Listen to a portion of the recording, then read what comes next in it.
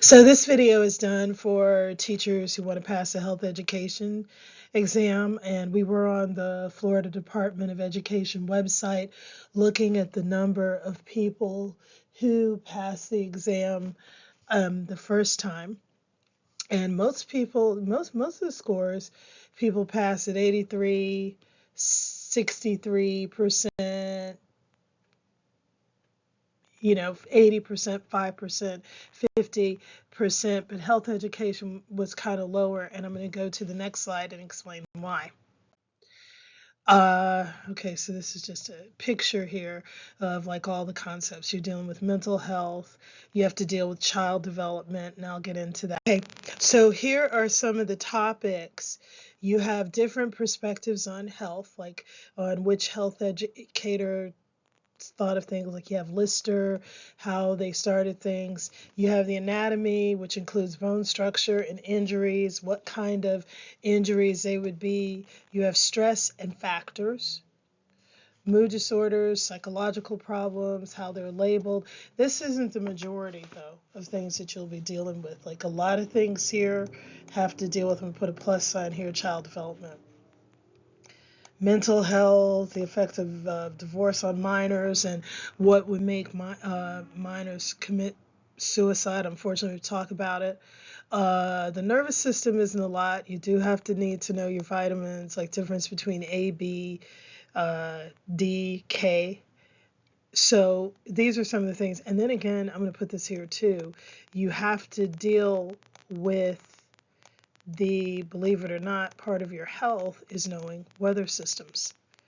Okay, so like how to recognize a hurricane, very important in Florida, what the levels are, how they're classified, 1 to 5, what you have to do. So weather systems is on there as well.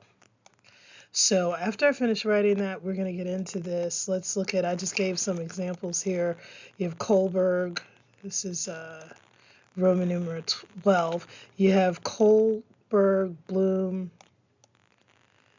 and you also have a big one here, Piaget, which is on the slide. By the way, the topic is so large, there are 2 of these. Okay, so let's move on. This is a big part, the HECAT. Okay, health education curriculum analysis tool. If you look at this, curriculum analysis tool is there, designed to help educators assess the health education. Stamina's primary purpose is here to improve health education curricula. Curricula is plural. We put, curriculum. Um, mm, this really, it depends on which test you get here about key informant interviews. That may not be there as well. So when we talk about a windshield tour, um,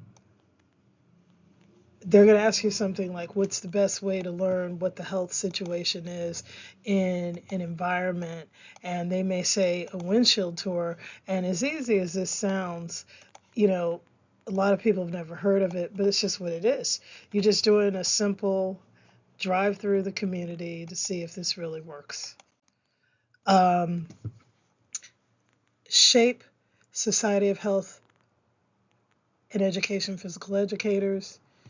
The mission, you want to make sure you know this, is to make children and students, help them make healthy choices about physical activity and general health. Okay, this is a website. Organization was founded in 1885. Health education, teacher education, health literacy. You have to know just general what this is, content knowledge. Okay, and you want to look, this is what they're measuring, understand health education content, health literacy skills, planning, implementation, assessment. On some tests, they're even asking about how would you help teenagers do Planned Parenthood. And like, I know a lot of teachers don't want to get into that because you'd want to leave it with the family. But as we all know, some people's families are not really there for them. Okay. Some tests they will ask you about Dr. John Snow, father of modern epidemiology. Epidemiology study disease, incidence, recovery, and possible health. And this is just a career fact we put here. You need at least this to be one. You can get a PhD, you can go on become medical school. Sir Edwin Chadwick was a poor law reformer. He established sanitation laws. Just basic, you can go over these, look them up on Google. Poor Relief Act was really meant to stop people from stereotyping the poor. This is what used to happen to them in the past. And they make a distinction between idle, poor people. This is really what it was supposed to do, because I said past. And some people we know still hold these views. It's my political expertise. I should take that out. But anyway, this is what happened, and this is what its intent was supposed to do. Okay. Anyway, let's move on.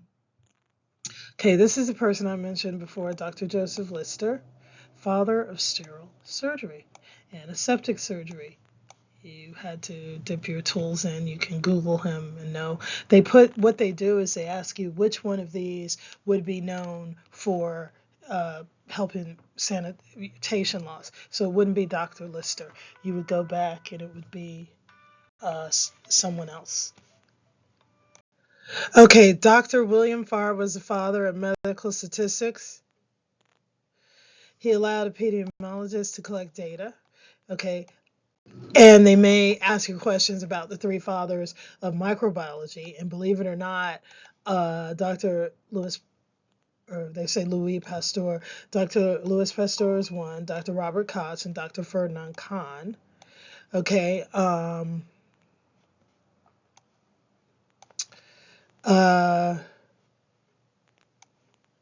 Here's some points. Dr. Koch studied vulvexalgia. He had to take his medical exam later. This is just like personal knowledge. He got his medical degree. That's the important part. I just brought this up just because they don't ask you this on the exam. I just brought this up to show students that even though some people had hardships, they kept going. Okay, he separated organisms for study of vaccines and causes for epidemics. So like this is something you make sure you know the difference between each one and what they studied. They may ask you which one developed a disease on Volvax, and you'll be like, some people forget from college biology what that was. And so you'll kind of get confused there. So you have to be. Okay, so this is the World Health Organization, the WHO. Healthy outlook on one's health. The World Health makes this distinction that health does not mean the person is not sick, has an illness, or is inclined to become ill later. They don't make these distinctions. They leave that up for insurance companies. They just want to define how can we get people in each community involved in the world to get a positive outlook on health. So they work with other organizations like the CDC, non-governmental organizations, NGOs, public-private, to help improve the public's health. They're not the CDC. The CDC is who you would go to, who's local. This is in general what they're doing. They're an organization that makes sure people are thinking about a healthy outlook. Okay, so this isn't something the World Health Organization does, but like this is what we just want to go over and emphasize: public health systems, perspective, gender equality in healthcare, research alternatives to assist persons, and maintaining costs so that all persons select healthcare. They don't do this. They give guidelines. Okay, so please make sure that if you know some people in some really dire situations, you don't call them and think they're going to say, well, I'll do this and that. They may give you guidelines. I don't even know if we have, like, there is such a thing as, I know we have the APAs where you can lower your insurance, and some people can get it so it's free. Okay, but I don't know what our government is doing right now and if they're still working the same. So you need to check that. Anyway, the World Health Report of 2000 suggested, we put ED here, that there should be 3 goals for each health system: good health, responsiveness to the population. So if you really want to memorize this, you go responsiveness and you go to. I should just cross out expectations so you remember it. If you can remember fairness of financial contributions. That's what they suggest. Okay, they're going to ask you a question like this. They might say, which one of these is a public local health system? Okay, so if you have an outbreak like we had COVID or still do, okay, that is, it's also considered an epidemic because it's been going on, and there isn't disease prevention, but these are all the things that they do. They communicate, they look at risks, they research, monitor, health promotion, disease prevention, what they suggest for outbreaks. Okay, so your local health care system would do that. We're located in Broward, so I would be Broward Health System.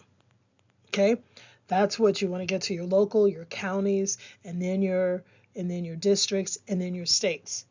Okay, they all though do contact the CDC. Okay, this is some of the things they do.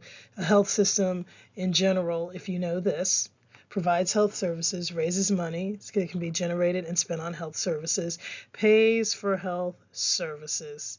This is just in theory something they do and gets the system. Like for instance, I guess what they mean here, pay for health services, if you want to go to the health department and take a flu shot, is supposed to be free. Okay.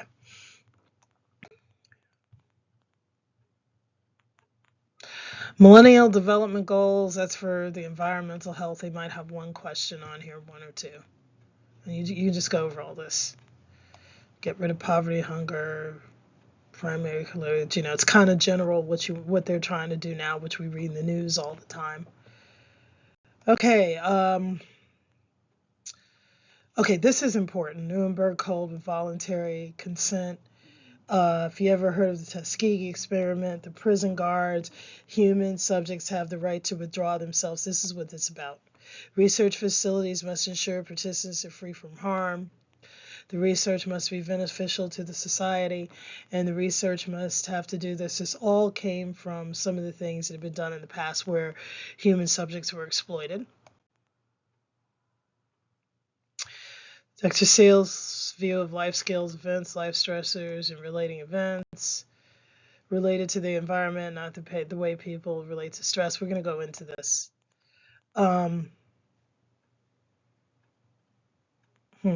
They don't really ask you so much. It's just something you have to know about allostasis. It's how your body basically responds towards something. So, like, the more you're fatigued, the more stress. If you have an illness, that adds to it. And so your body has to work in a certain way to respond to it. So some people suffer from stress. You can look at this chart. You all learned this probably in high school. Homeostasis, ability to maintain a stable body temperature and to remain composed, just like what you would normally do if you're sitting up. And resistance, the body will return to normal. If it can, it goes into exhaustion. And then if not, you're supposed to maintain, this is like equilibrium, homeostasis. And illness, this is what happens. So you have an alarm that becomes your stressor. Your body has to resist it. If it does, it'll go from here and it'll go down to homeostasis. If not, it goes up, it goes to exhaustion, and then it starts going down. You get illness, causes breakdowns in the system, and then if not, ultimately it goes here. Okay, and I'm not even going to say what this word is, but it's something that causes it or it leads to your ultimate demise and you not being here. Lazarus's view has to do with a person's perception. I just use this picture here. This is a kitten here that was staying with me. It's a friend of mine's cat staying with me, and he was in a new environment, so he didn't really feel too stressed. He's sitting on the bed here and just having fun. Okay, but each individual's perception is what causes stress. So that's what Lazarus wanted you to know here. And so if he is stressed, he will look at what's causing him to stress. Okay, so this time one summer we had four cats. They weren't acting out necessarily. Each one went to separate room to stay out. When we brought them for group, they all got upset at each other. You had to give one a cup of food in one area, one a cup of food in another area, so that they wouldn't be stressed. And that happens with people too. Too many people in one area. So Lazarus basically said stress is, though, dependent upon the person's perception. So it's how each individual handles stress.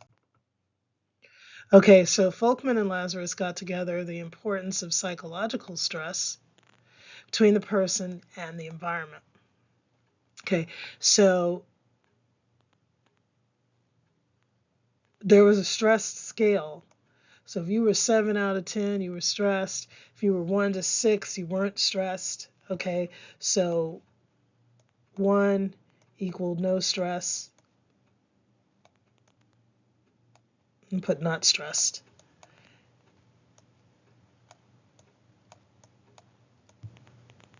Okay.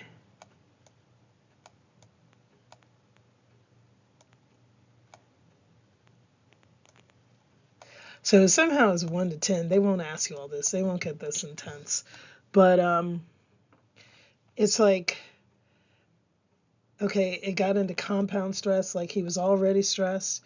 It's kind of what's going on now in our society. People already aren't making enough money, and then they lose their job. It causes more stress.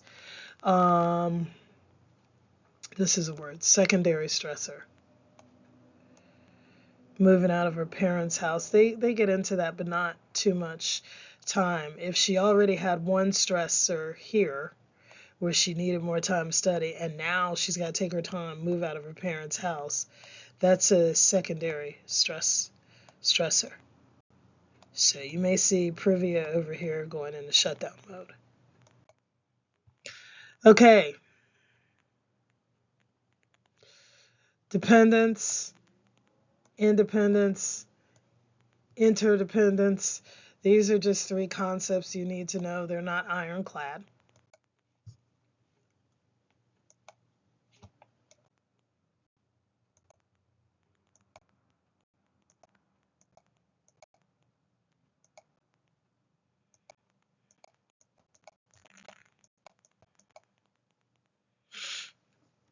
Okay. Uh, Here's your measure of stress. They looked at it from the nervous system, endocrine system. These are the 2 you have to know, and you have to be able to distinguish between them. They may ask you, she's probably feeling, and if this happened to, like we had Privia in the last example, maybe it's because she developed stress, both her primary stressor needing to study more, and then she has to move out of her parents' house. Which one of these hormones is likely to contribute? And I'm not sure if they're going to give you both choices, but here's your answers. A lot of times they say cortisol. Okay, benign, positive. It's how you look at stress. Benign, positive means something's stressful. I just lost my job. Somebody may say, I just lost my job. Oh, but I had income from another source. So it's now a benign, positive stress level. Okay? They may ask you something like this. Again, that's just 1 or 2 questions in general. Stress and measures, secondary appraisal. Appraises whether they can hold the situation. Will this work? What are my options? What's the likelihood that I can successfully apply my options? And this gets into stress here. Reactivity, social and economic stress, race and ethnicity. These are all general things that happen. They don't really get this intense. They don't ask those kind of questions.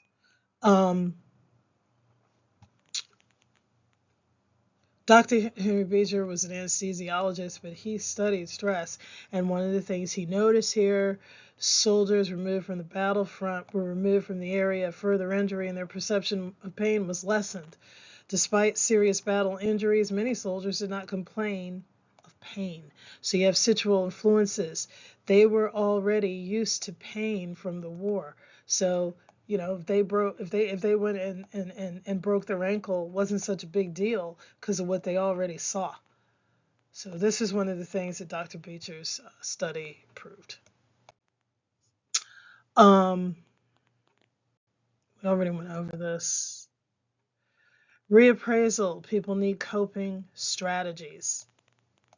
So assessment events, types of reevaluation. Resolved the issue with her father. I just used one specific person and felt she could handle the situation after, she reappraisals after you reevaluate. Maybe if I do this, I can stop doing this and I'll stop acting out or I'll stop stressing. Stressing celebrities, it's not always there. They're under constant stress. Careers are just constantly related to a rating of their most recent film, popularity, and just some of the things that causes celebrities to do so. And this was just another side. It's not really that much on the exam. So just looking at, the double standards we place celebrities under and looking at stressors. That's all. Gate control theory, pain is perceptive, depends on what you can do, and we'll go over this next. Open triggers and actually close to decrease pain. The control trigger is after, but the impulses do not ascend to the spinal cord of the brain, so it's not felt. So basically, if you close the gate to whatever is going on, you're not supposed to feel the pain. Okay, if it's open, your trigger is inactive, but guess what? Stress still increases. Since people say you left the gate open.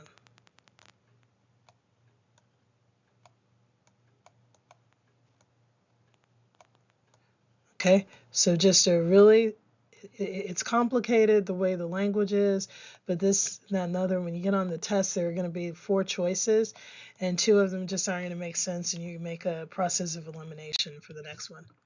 Cognitive behavioral therapy is how people think through their problems. Dr. Albert Bandura, you can read through this, develop beliefs, thoughts, find interventions. Reconceptualize, acquisition, rehearsal of skills. A lot of people who are doing behavioral theory know this. This isn't that big on the exam though. This is just a concept here. Situational, one situation, ongoing, happen again. Cumulative, trauma, since there are 2 types, situational or cumulative. Cumulative is like ongoing poverty.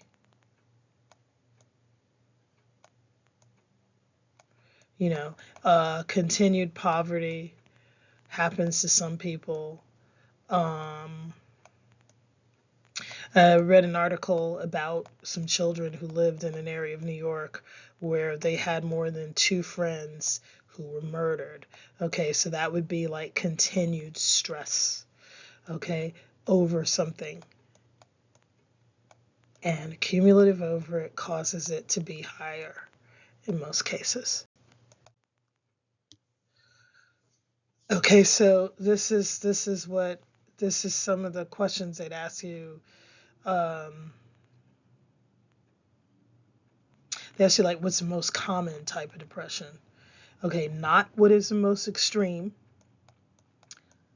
Okay, that's not what they're asking you, because there are other questions here. So they're asking what's the most common. So they ask you what's the most extreme.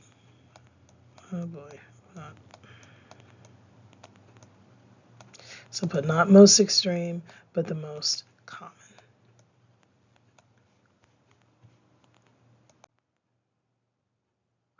Standard deviation scores, sum of deviations, number of scores, add them up. Here's what's going on. So you would add up total goals. This is just an example. We remember bell-shaped curve. So I'm going to go to the next slide to show you what this would look like. So step 1, square all the goals or scores. Step 2, add them together. Then you take just of this first score, the square root, divided by, and that's 18.97 is your standard deviation. Know this word, sudden distress and delirium. That's all.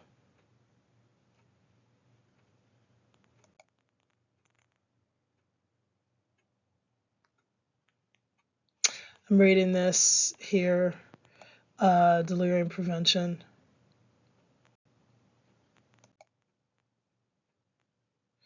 They only ask 1 or 2 questions because, again, you're dealing with younger children.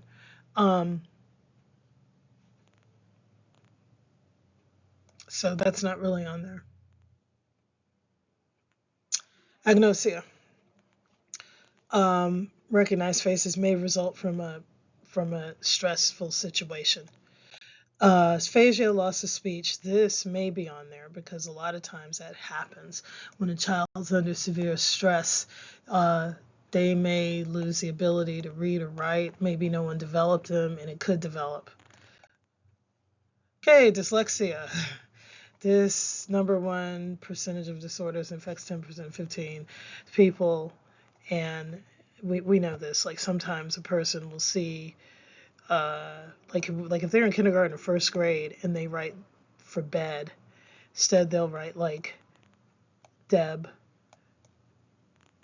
or they'll constantly do. That's normal up until about like 3rd or 4th grade, but then it gets to the point it's like after a while, if they're at a certain age, you start saying, wait a minute, maybe we should have them tested for dyslexia.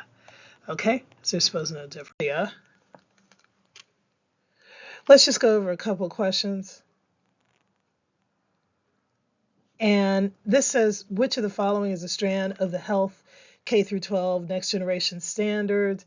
And this is just you going and looking these up. You could even just type in health K through 12 next generation standards. We're a private school, we're not a public school, so we still use these.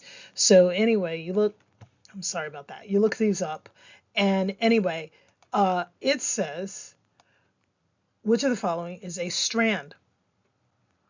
Now,